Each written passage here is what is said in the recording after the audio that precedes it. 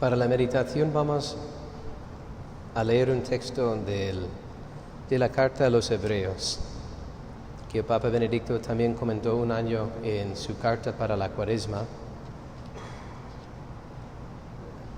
y que nos da indicios de cómo vivir mejor el tiempo sagrado que estamos recorriendo de Cuaresma y de la Pascua.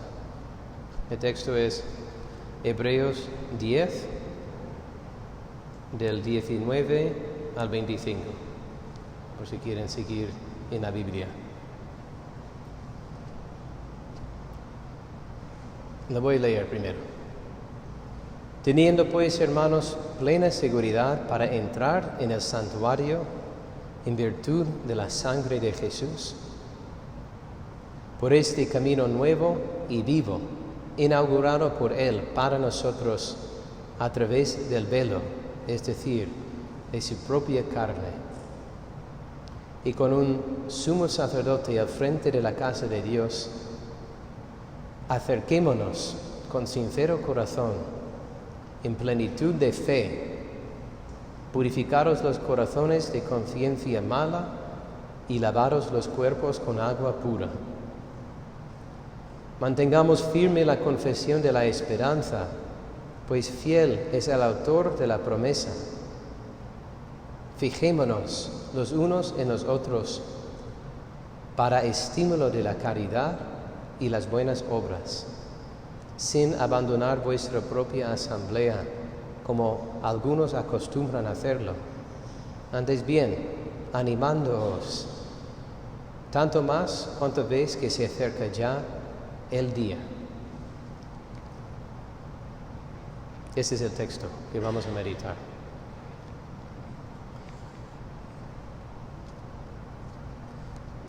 Es un texto un poco que vamos a sacar de allí, ¿verdad?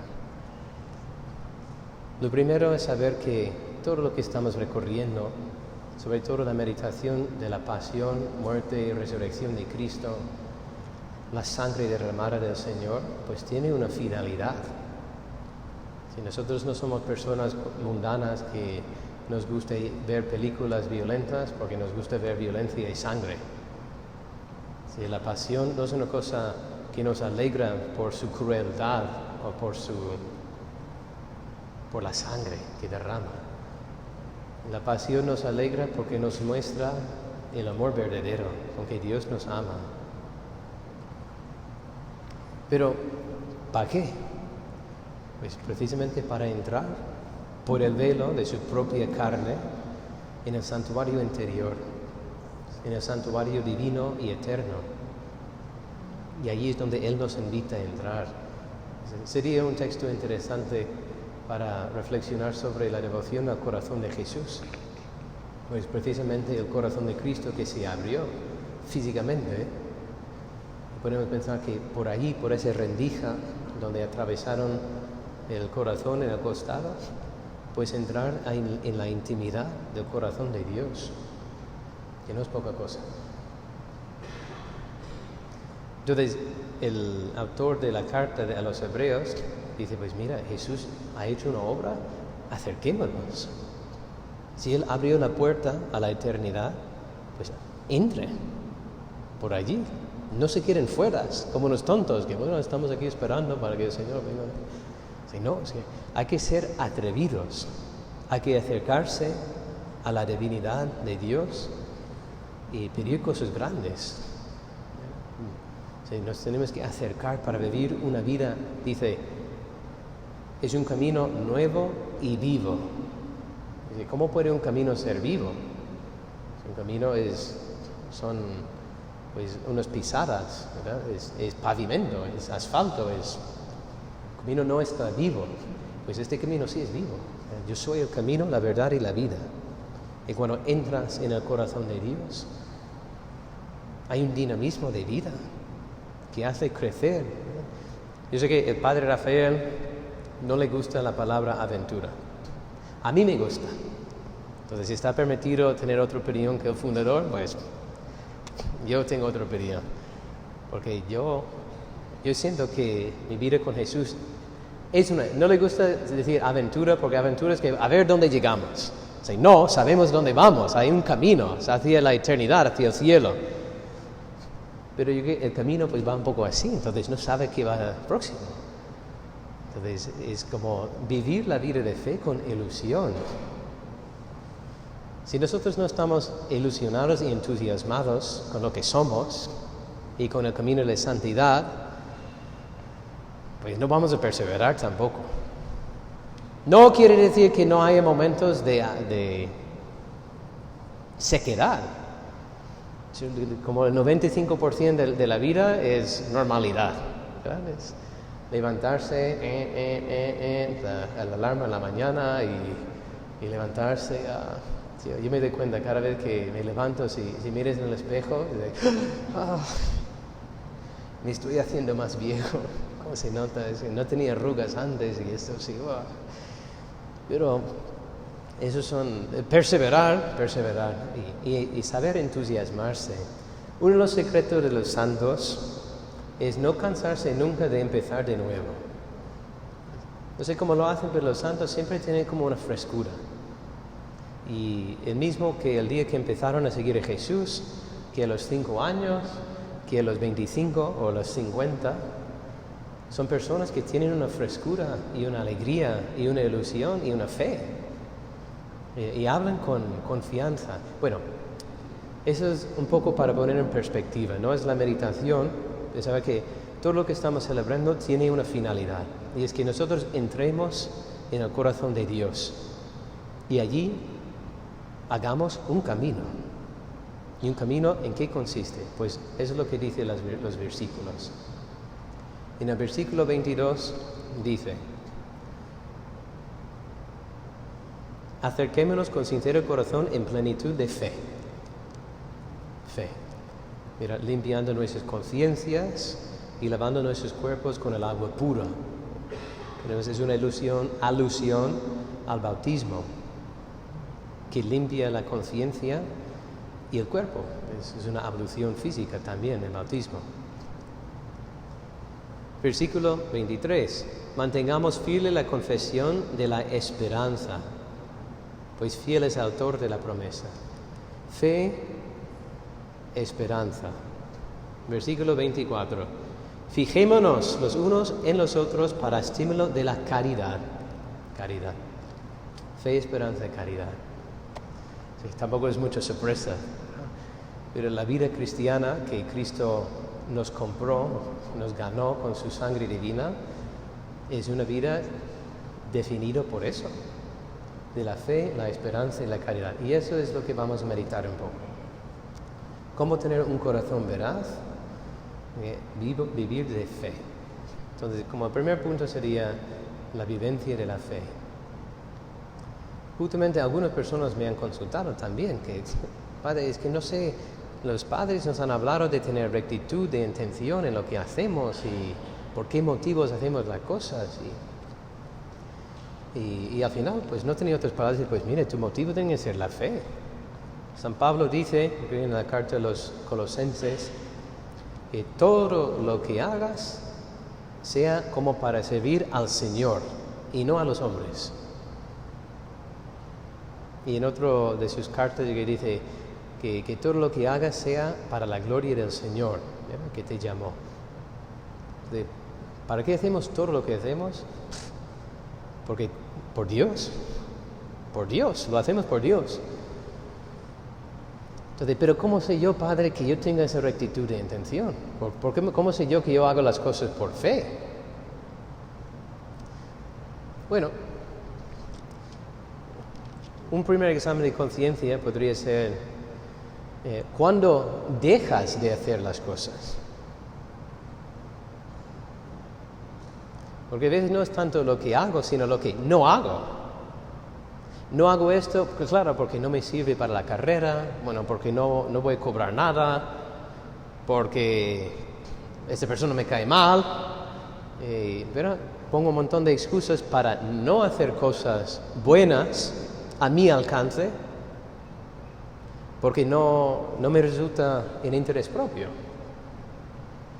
Entonces de repente ya no estás obrando por la fe, estás razonando humanamente. ¿verdad? Estás calculando, a veces fríamente, la recompensa de lo que yo hago. Los que hemos hecho el curso de teología moral aquí en esta iglesia no se acuerdan de nada de lo que hemos estudiado, pero les voy a recordar que desde una perspectiva ética, ¿verdad? Podemos tener muchos indicios de lo que está bien o lo que está mal. Y hay personas que dicen, pues lo que está bien es lo que redunde en muchos beneficios, ¿verdad? La mayor cantidad de placer para el mayor número de personas. Y también el menor cantidad de sufrimientos para menor número de personas. Y eso es una mentalidad que se difunde con mucha frecuencia en la sociedad actual.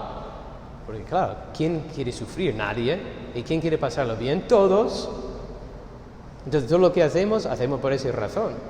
Pero como cristianos no podemos creer eso, ni vivirlo. Porque uno de esos desgraciados que tiene que sufrir, aunque sea de los pocos, y si eres tú, o si es tu hermano, o tu hijo, o tu padre, lo siento, pues le vamos a descartar, que no sirve para nada. No, cada persona tiene una riqueza infinita, esa imagen y semejanza de Dios. Entonces las personas las vemos también a ellas con fe. Entonces en el curso vimos que no, es que el criterio de actuar es el criterio de Dios. Las virtudes, la fe, la esperanza, la caridad, la templanza, la justicia, prudencia, etcétera, etcétera, etcétera. Es decir, el bien obrar. Si Jesucristo lo haría, entonces lo haría yo. Jesucristo deja a los 99 para buscar el uno que está descarriado. Mientras que el mundo dice que no, es que nos queremos que se busque la vida, ese que se ha descarriado, pues allá él. Nosotros nos vamos a pasar bien, no nos vamos a despistar. Pues mira, la lógica, la fe nos hace pensar como Dios piensa. Entonces es una reflexión para ustedes pensar, ¿por qué hago las cosas y por qué no hago las cosas? Si aprecio la imagen de Dios en las personas y por eso yo obro, o estoy más interesado en lo que voy a ganar, ¿verdad? De dinero, de fama, de placer, etcétera, etcétera. Porque eso no es vivir de fe, si yo busco cosas que no son a Dios mismo. Pero también las decisiones que tomo, lo tomo porque siento o experimento o pido que Dios me ilumine, que es lo que Dios quiere. ¿Sí? Que cuando yo tengo que tomar decisiones importantes, siendo una persona de fe, puedo hacerlo de dos modos.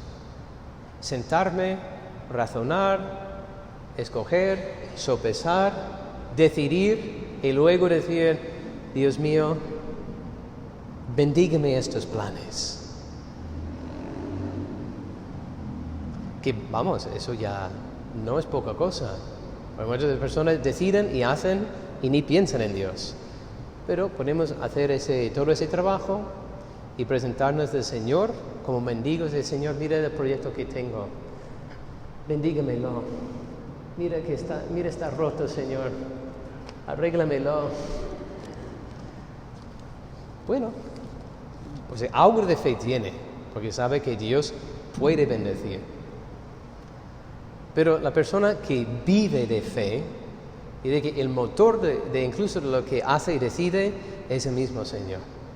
Entonces está al revés.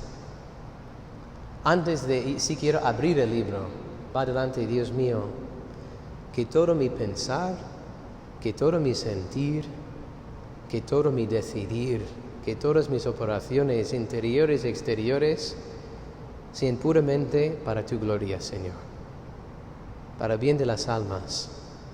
Amén. Y a partir de ahí, pues abrir el libro y empezar a razonar. Es un mundo de diferencia.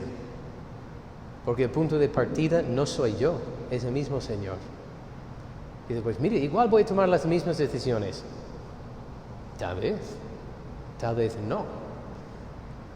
Porque nosotros siendo templo de Dios, si permitimos a Dios obrar, obra.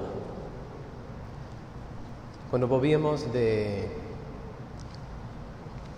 campamento, el bus que nos llevó no leyó nuestro pendrive para ver una película que queríamos ver nosotros. Entonces el Señor, pues yo tengo películas, Padre, vamos a ver qué películas tiene, ¿no? Entonces vi todo lo que había allí. Lo único sano, Sonic 2. Entonces vimos Sonic 2. Jim Carrey es un payaso total, o sea que cuando yo era niño sus películas son iguales, pero lo hace muy bien. Pero mira que al final hay un robot, ¿verdad? Que tiene como la mente que hace un robot y él está dentro y lo que él piensa y lo que hace el robot. No sé si han visto Sonic 2. Tú lo has visto, ya lo sé.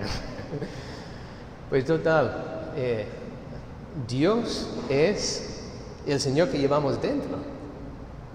Y la plenitud de la vida cristiana es ser un templo de Dios, es ser un robot que se deja llevar por las inspiraciones interiores divinas de Dios que habla en medio de nosotros. Y aseguro de que todos los que están aquí, en algún momento han experimentado esos movimientos interiores. Que como hay algo dentro que te está empujando a hacer algo que probablemente no quieres hacer porque te cuesta, pero es que tengo que hacerlo, ¿verdad? Decir a una persona buena palabra, invitarle a alguna cosa.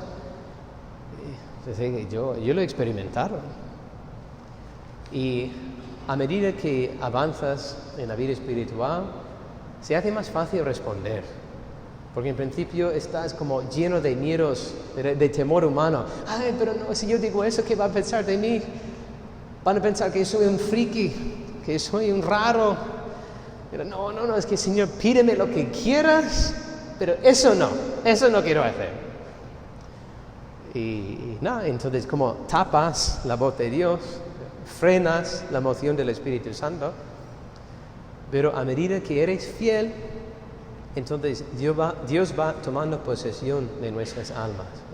Es un gran misterio, pero esa es la finalidad de nuestra vida espiritual.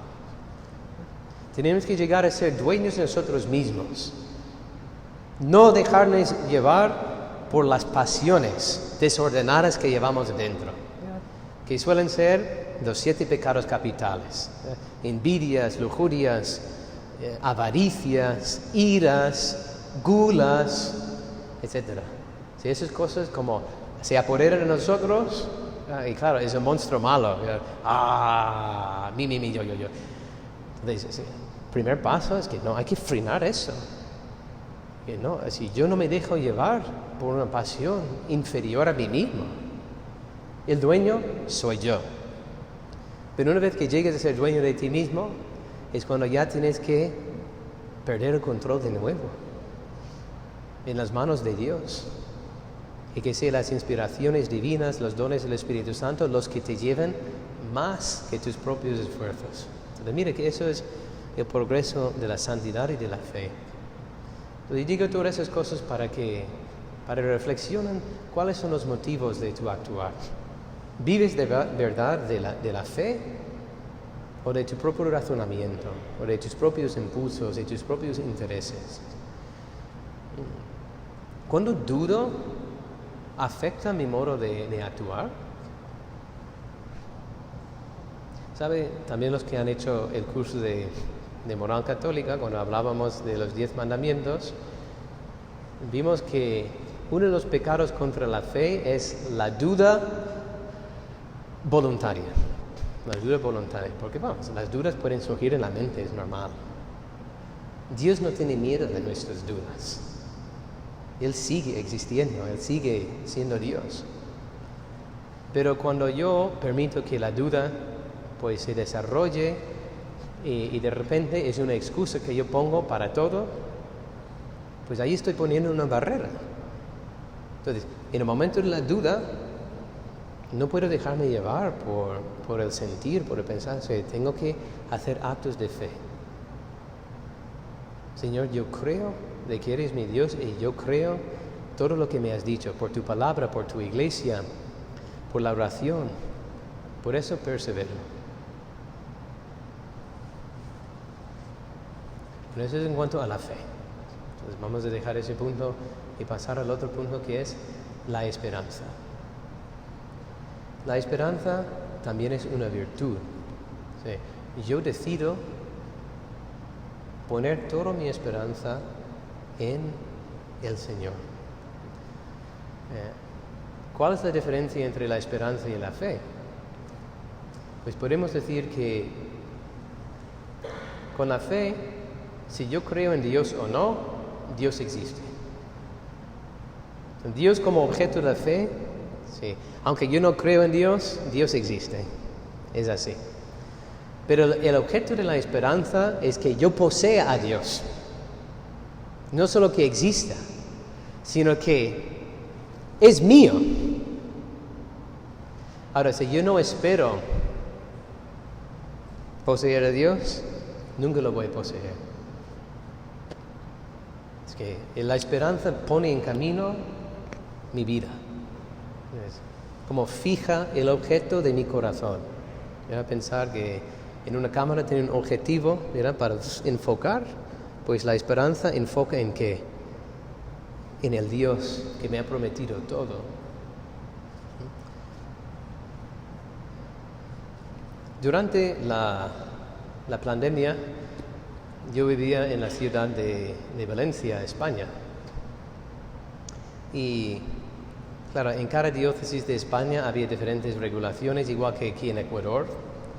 De una diócesis a otra, pues algunos celebraban misas, otros no celebraban misas, otros tenían iglesias abiertas, otros no, otros confesaban, otros no confesaban. En mi caso, pues el arzobispo solo nos pidió no celebrar la misa con presencia de público. Entonces, cuando celebraba la misa, pues tenían la puerta cerrada. Pero cuando acababa la misa, abría la puerta. Entonces, yo ponía el Santísimo, tenía horarios fijos, puestos en internet, en la puerta. Incluso personas que venían de más lejos les hacía una carta que, claro, vienen aquí para recibir atención espiritual, porque eso estaba permitido por la ley, todo muy legal. Y cuando venían, pues estaba ahí confesando.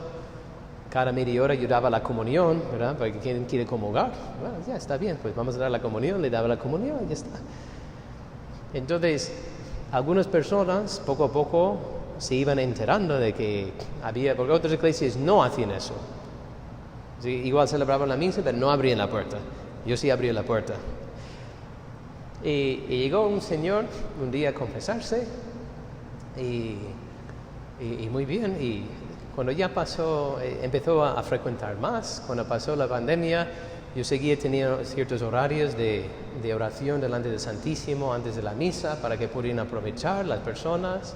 Y él venía y pasaba tiempo en oración.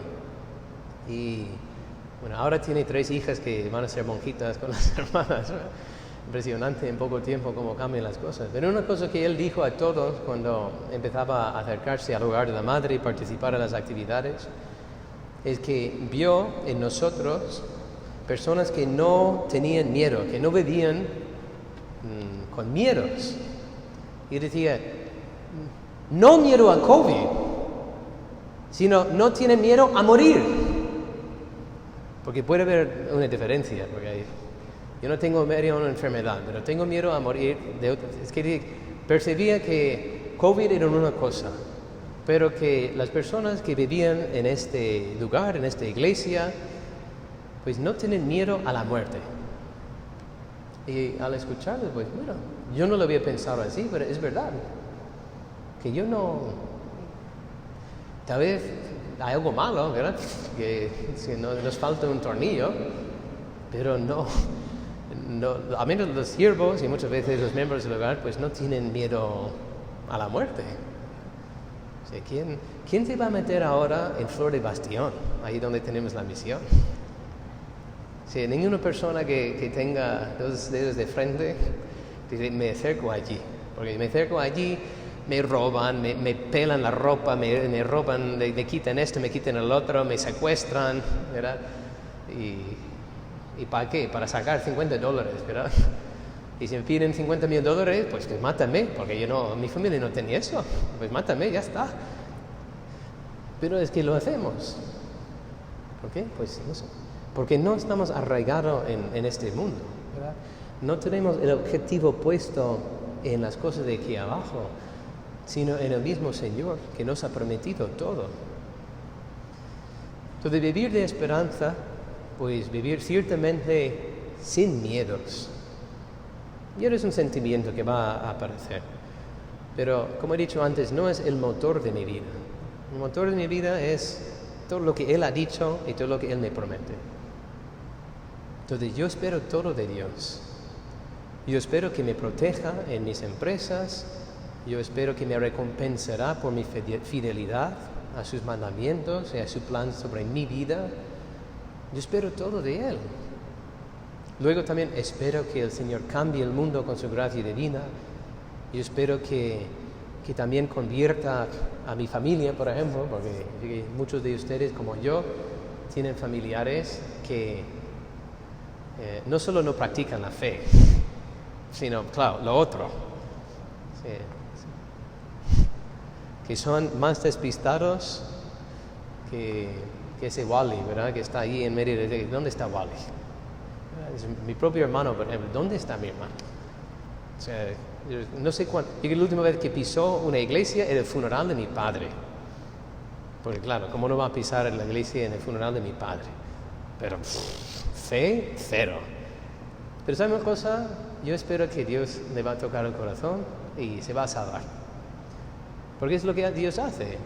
Si yo me entrego mi vida a Dios, entonces Él se ocupará de las cosas mías que yo he tenido que dejar. Y lo he visto cumplir en mi padre. Porque claro, mi padre murió en la gracia de Dios. No vivía en la gracia de Dios, pero murió en la gracia de Dios. Entonces yo espero todo de Dios. Y por eso no me desanimo cuando veo que fracasan ciertos proyectos y ciertos planes. Porque yo no he cifrado toda mi esperanza y toda mi felicidad en que saliera esto. Cuando fracasan los planes, bueno, Dios sabe más. El padre Henry, que esté en la gloria, hablaba muchas veces, tenía como la teología de las puertas de Dios. Dios abre puertas y tú tienes que entrar por la puerta. Y tú sigue hasta que cierre la puerta. ¡Wow! Y cuando se cierra la puerta, entonces no hay que insistir. Si cerró la puerta, se acabó, no pasa nada. Pues buscar dónde se abre otra puerta. Y tiene como esa flexibilidad, ¿verdad? De algún modo tienes que ser un poco como gelatina, ¿verdad? No ser muy rígidos. Y tiene que ir por aquí. Sí, no, sí, la esperanza cristiana está puesta en algo más. Saber ver más allá de los proyectos y los planes temporales a corto plazo. Nuestro proyecto es uno: ser santos, llegar a la eternidad santos, sin pasar por el purgatorio. Ese es mi proyecto. Es un proyecto no de corto plazo, sino de largo plazo. Y cuando digo largo, quiero decir eterno, ¿verdad? Eterno plazo. Y eso es la esperanza, eso es vivir de esperanza. Y lo puedes ver en los santos. Por eso yo conté esta mañana en la misa, no estaban porque como fieles cumplidores del retiro fueron a misa a las 9, pero conté de San Policarpo. San Policarpo, a sus 90 y algo años, cuando vinieron a buscarle, era el obispo de los esmirniotas. Es que me gusta mucho ese nombre, los esmirniotas. Suena como un insulto, ¿verdad? Eres una esmirniota. Pues no, es el obispo de Esmirna. Y claro, venían a buscarle y la iglesia le escondía en una casa, en otra casa, pero ya, después de 2 casas, mire, déjalo, soy un viejito. ¿Por qué voy a estar huyendo si no he hecho nada malo? Y le apresuraron y le forzaron, ¿verdad? Renuncia a tu fe, ofrece incienso a los dioses paganos, adorar al emperador. Y él dijo, mira, esto es esperanza. yo más de 80 años que sirvo a mi Dios y no me he hecho sino el bien. No me he hecho sino gracias y bendiciones y paz y amor. ¿Y le voy a pagar todo lo que he hecho por mí renegando de Él y renunciando a mi fe? No, mátame. Pues eso es vivir de esperanza. Es precioso como hasta ellos entendían que era un hombre venerable. Entonces, cuando le iban a quemar vivo, ese es su modo de acabar con los cristianos en esa parte del mundo, pues normalmente tenían la estaca allí y normalmente ataban o clavaban las manos a la estaca para que no pudieran escapar, porque incluso los lazos se pueden quemar y pueden salir de la hoguera. Pero cuando venían a atarle, no iban a clavarle porque tenían el respeto. Y dije, tranquilos, hijitos, no hace falta. Y él subió ahí, él solo, sin que tuvieran que atarle. Y le prendieron fuego. Y los testigos de su martirio demuestran cuentan como cuando empezó el fuego como a consumir su carne, que no es una cosa muy fea, ¿verdad? Se chamusca la piel, es una cosa sumamente fea y dolorosa. Pero en vez de ver la carne consumirse así, casi como se abrió una bóveda alrededor, como una burbuja y de las llamas. Y en vez de como carne que se quema, era como un pan que se cocía, como iba dorándose. Y así murió San Policarpo. Era él también como pan de vida, ¿verdad? Dio su vida por sus hermanos. Pues estos ejemplos de los santos, eso es vivir de esperanza. Luego podemos ver tal vez una película sobre el mártir Franz Jägerstätter de la Segunda Guerra Mundial, que se negó a saludar a Hitler. Entonces le mandaron a la cárcel y es mártir porque resistió, pero las últimas palabras que decía a los sacerdotes que le visitaban, era que este hombre es impresionante, que le traían la Biblia, es que no, es que si yo empiezo a leer ahora es que me va a quitar la unión que tengo con el Señor, ¿verdad? Estaba en una unión mística que le estaban torturando y presionando a los nazis para convertirse al régimen, y no, ¿verdad? Y murió. Pues eso es vivir de esperanza. Entonces yo les animo también a considerar, si sus vidas son dignas de llamarse hermanos de estos grandes personajes que vivieron más en el otro mundo que en este. Y el último punto es el punto de la caridad, que es el punto que más comentó el Papa Benedicto en el año 2012, casi su última cuaresma, porque él renunció su pontificado en el 2013, era justo al comenzar la cuaresma. Entonces él comenta este versículo 24, fijémonos los unos en los otros para estímulo de la caridad y las buenas obras. Entonces la caridad, esa palabra fijarse, curiosísimo. Yo nunca lo hubiera pensado, pero como el Papa Benedicto es como un genio y un biblista y todo eso, la palabra fijarse, fijémonos, aparece otras veces en el Evangelio.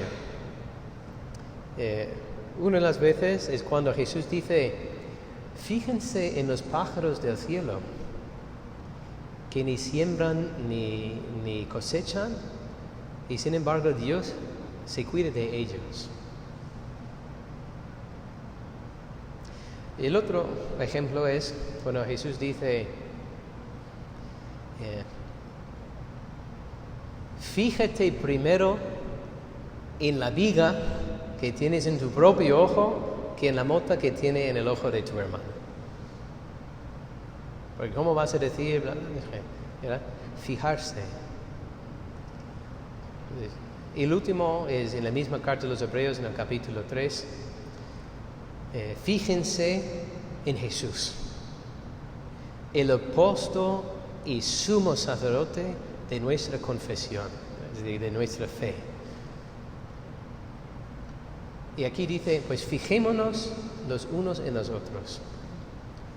Entonces, lo primero que la palabra de Dios nos invita a hacer es tener una mirada observadora. Yo no lo tengo, si yo observador, cero. O sea, me resulta muy difícil, o sea, los varones en general son mucho menos detallistas, ¿verdad?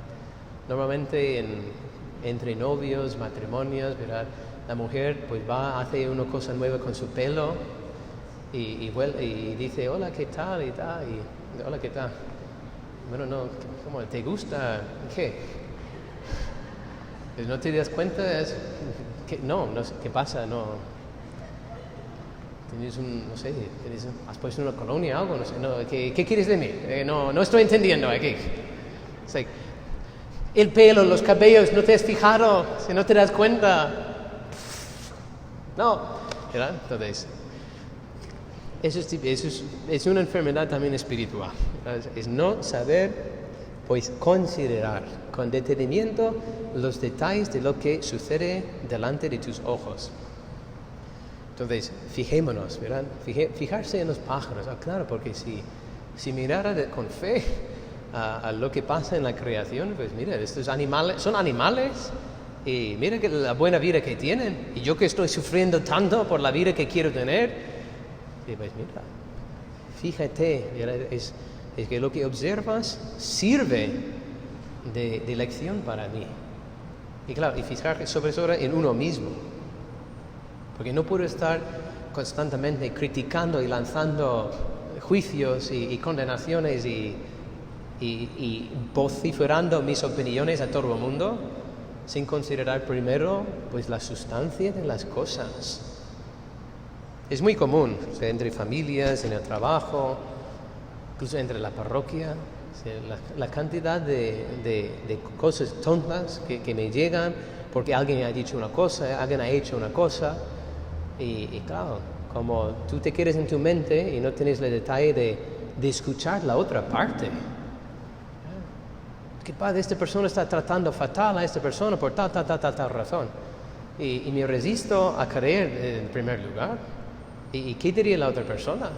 ¿Verdad? Porque podemos pintar de demonio a una persona por lo que ha hecho, pues tal vez hay una razón detrás. Y muchas veces sí que hay una razón detrás. Pero claro, nosotros tenemos pues una perspectiva pues muy limitado. Entonces hay que fijarse los unos en los otros para estimularnos a la caridad, a las buenas obras, a la santidad. Y eso es caridad. Eso es caridad. Es salvaguardar siempre el buen propósito de mi hermano. Sé que es muy difícil cuando vienen cosas sobre la política, por ejemplo. Ahora estamos con elecciones y dices, ay Dios mío, pero que no dicen nada de lo que van a hacer de bueno, solo dicen lo malo que hace el otro, ¿verdad? Y están ahí, tienen un debate público para que los ciudadanos puedan escoger a quien quiere y se dedican ¿qué? Pues a tirar caja el uno al otro. Y al final dices, pues mira, parece que este tiene más caja, pero ¿qué va a hacer de bueno en nuestro país? Y claro, eso hace el demonio. El demonio siempre quiere echar suciedad encima de las personas para que no puedas percibir lo que va a estar detrás. Como cristianos hay que tener una mente que sepa, mente crítica, no condenatoria, sino crítica. Eso sería ya igual. Bueno, es que Padre José no va a hablar de eso, pero saber juzgar las cosas por los principios que tienen. Hay personas que parece que hacen muchas cosas buenas, pero tienen un corazón malo. Y hay personas que les salen las cosas malas, pero tienen un corazón bueno. Entonces, la caridad, ¿qué es la vida de la caridad? Pues, querer el bien para mis hermanos. Y querer bien para todos mis hermanos. Y querer todo el bien para mis hermanos. Material moral y espiritual. El Papa Pablo VI, lo comenta también el Papa Benedicto, es decir, que el problema que hay en el mundo no es tanto que los medios están están mal repartidos. Y bueno, sí, está verdad que está la cosa mal repartida. Es decir, que lo que falta es la visión. Aquí está la cita. El mundo está enfermo. Su mal está menos en la dilapidación de los recursos y en el acaparamiento por parte de algunos. Espero que son palabras grandes, ¿verdad? Dilapidación de los recursos, ¿verdad? Es que la gente que tiene poder lo hace mal. Y hay gente que se quiere todo para ellos. Pues sí, eso es un mal, es una enfermedad. Pero no es tanto eso, sino que hay falta de fraternidad entre los hombres. Claro, porque yo no veo ni siquiera a mi vecino como un hermano, sino como un competidor. Y si un día yo quito la valla de caña que tengo separando su propiedad entre la mía, yo sé que él va a meter algo allí y va a perder medio metro de mi terreno a mi vecino. Y así vive la gente, midiendo medio metro, ¿ya? Por la avaricia, lo que sea, por el egoísmo, pero la caridad no es egoísmo, la caridad es querer el bien para mis hermanos. Entonces, fijarse los unos en los otros quiere decir preocuparse por mis hermanos. Saber percibir la necesidad de una persona que pasa mal. Yo ya les conté ya varias veces mi experiencia con nuestro vecino, Jimmy, que ahí estaba, solo, sufriendo, tiempísimo. Le saludábamos, pero claro, era un hombre puramente abandonado. Nadie se ocupaba de él. Murió de diabetes, se le reventó el corazón por el dolor. Cuando lo encontramos estaba allí, descansando pacíficamente en la cama, pero desde el asiento donde se sentaban a entrar de casa hasta la cama había una huella de sangre, porque como tenía diabetes, nadie le cocinaba bien, se le daban arroz, ¿verdad? Porque como no tenía cocina, pues mira, aquí un plato de arroz. Y le gustaban las colitas, ¿eh? Entonces siempre estaba comiendo arroz y colitas. Además, a nosotros también, padre, cómprame una colita. Que no, Jimmy, que no, tienes azúcar, que no puedes, es veneno para ti. Pero claro, al final sus pies estaban totalmente necrosados. Y claro, y la carne pues se caía y sangraba y tenía tanto dolor que pues nada, se sentó en la cama y se descansó y nunca se despertó. Que esté en la gloria. Pero fue porque, claro, gracias a Dios están los misioneros pasando por las casas y se fijó en él. Estaba ahí siempre sentado solo a la puerta y se acercó y dice: Don Jimmy, ¿no quisieras que te visitara el sacerdote para darte la confesión y la unción y la comunión? Y el hombre lloró: sí quiero. Entonces fuimos, y eran unos meses antes de morir. A partir de entonces fuimos a rezar el rosario con él, intentamos ayudarle a operar los ojos porque no quería quedar ciego, estaba perdiendo la vista también por la diabetes, era una catarata diabética, pero le llevamos aquí, llevamos allá, todo lo que podíamos, pero aún así me parecía muy poco. Sí, lo que hacía falta es que alguien se fijara en él para buscar su bien material, pero sobre todo su bien espiritual. Jimmy, ¿no quieres que te visite el sacerdote?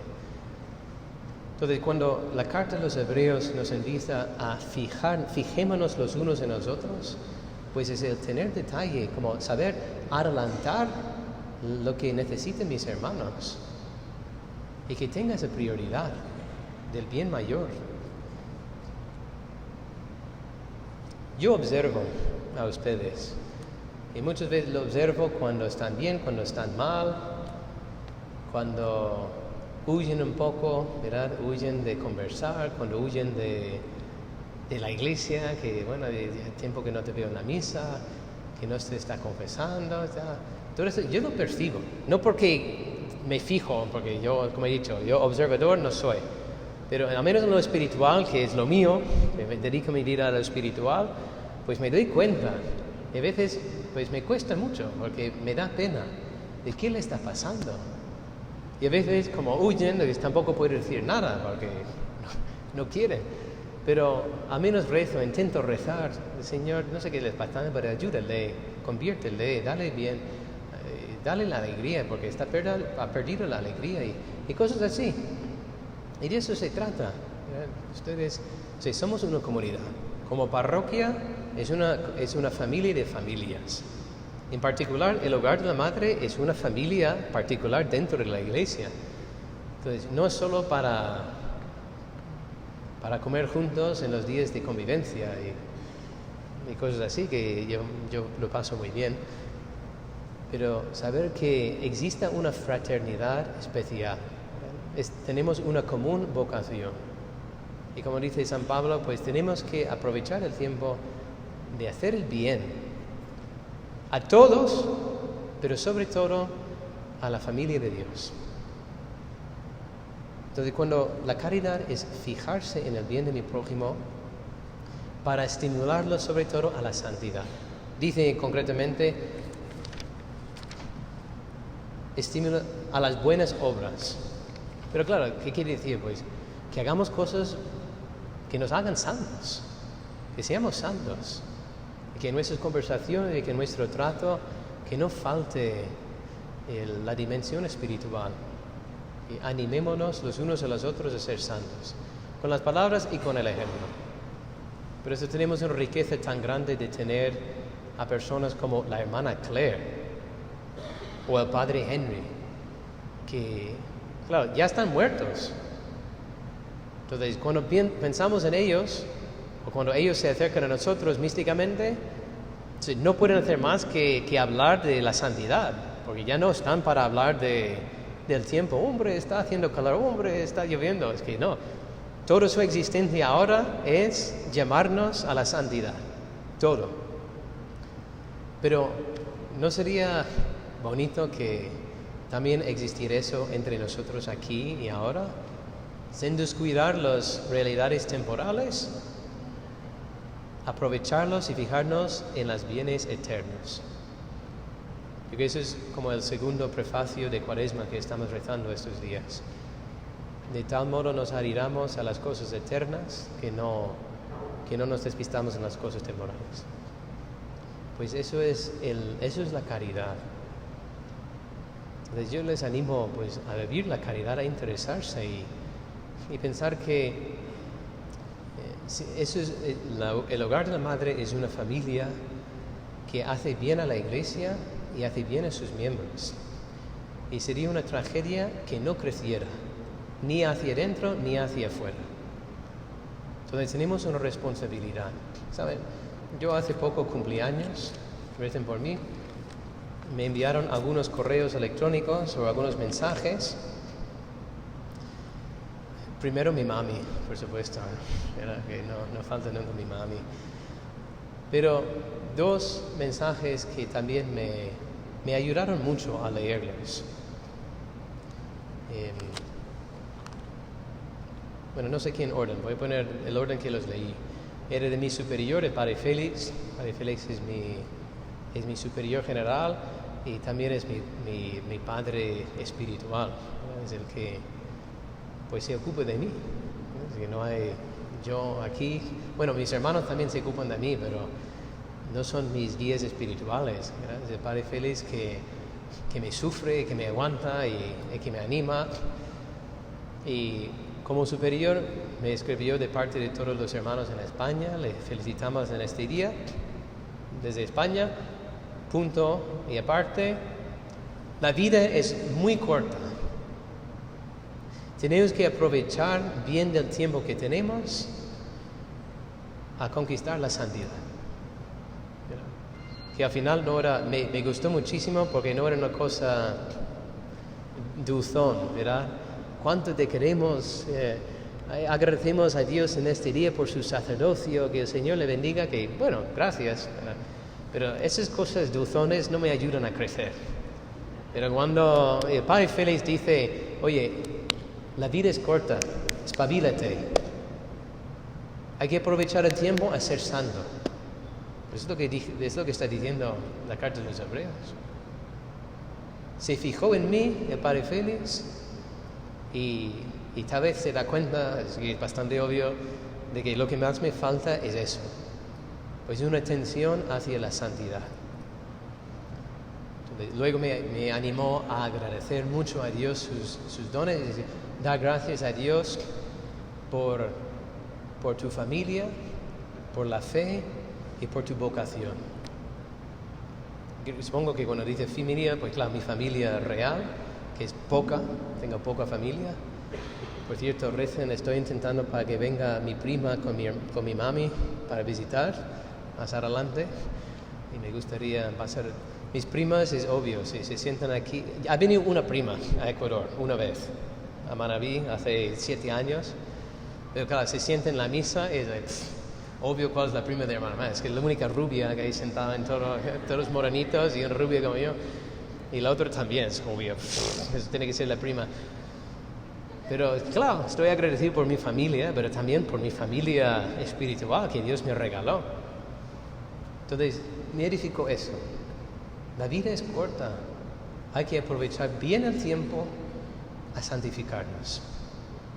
Entonces, fijémonos los últimos. El otro mensaje era de las hermanas que estaban en campamento. Yo estaba en Quito, ellas estaban en Balsapamba, pero se acordaron de mí y decía, no sé, feliz cumpleaños, 1 año menos para el cielo. Recemos por usted.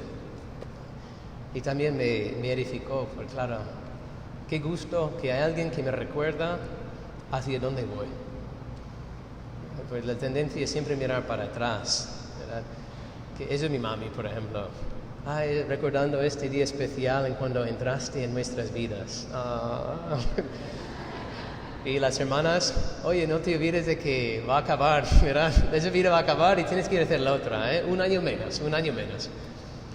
Entonces, estaba muy agradecido por eso, las dos cosas, ¿verdad? Porque sí, está bien sentirse amado, pero más bien me hace decir que, oye, falta poco, o sea, tienes que llegar, ¿ya? Tienes que llegar tú y muchos más. Entonces, no pierdas el tiempo pensando en ti mismo, sino entrégate. 1 año menos para el cielo. Qué gozo que están ahí esperándonos, la hermana Claire, Padre Henry, con Jesús, con María, con José. Bueno, pues esa es la meditación. Ya estoy aquí 1 hora hablando, entonces tenemos que rezar también. Lo último que dice la carta que ustedes pueden leer es que no falten a las reuniones, como hacen algunos. Evidentemente, claro, era una comunidad cristiana. Entonces, como es que estás faltando a la misa, básicamente es lo que dicen. Pero claro, en el lugar de madre dice, estás faltando a la reunión, estás faltando a los retiros, estás faltando, ¿dónde estás? ¿Hasta cuándo, Padre Almeida? Hasta la vuelta, Padre Mateo, ¿verdad? Es decir, que también hay un pequeño toque allí, en la palabra de Dios, en la carta, que no falten. Sí, la comunidad litúrgica, la asamblea, la familia de las familias de Dios, es necesario. Cuando te apartas de la comunidad te enfrías. La comunidad es como la hoguera, es el horno. Allí dentro del horno se calienta, se enciende, pero si tú sacas las brasas, sacas los maderos, se enfrían. Entonces es importante que seamos unidos, ¿verdad? Y que haya una frecuencia de trato los unos con los otros en las cosas espirituales para que no nos enfriemos. Pues allí tienen materia amplia para reflexionar sobre esta vida que vivimos, que Jesús ha comprado para nosotros. Nuestra existencia se marca por la fe, la esperanza y la caridad. Y es un regalo de Dios. Son los frutos de la sangre de Jesús derramada. atravesamos el velo de su carne, pues hace una vida renovada, divina. Y es escondida a los ojos del mundo, pero a nosotros no debe ser. Debe ser manifiesto que yo vivo movido por la fe, la esperanza, la caridad. Y vamos a aprovechar este tiempo en silencio a pedir que el Señor nos alimente y que nos anime a vivir así, vidas divinas. Si se distraen en la oración, pues recomiendo pues decir esas palabras que he dicho antes y que lo dice San Ignacio: Dios mío, que todo mi pensar, que todo mi querer, que todo mi decidir, sentir, todo lo que soy, todo lo que tengo sea para tu gloria. Me cuesta rezar, me cuesta pensar, Señor, pero quiero serte fiel, quiero vivir para tu gloria. Y así diciendo esas palabras, pues te ayuda a centrarte de nuevo en lo que Él te está pidiendo hoy, a crecer en estas virtudes.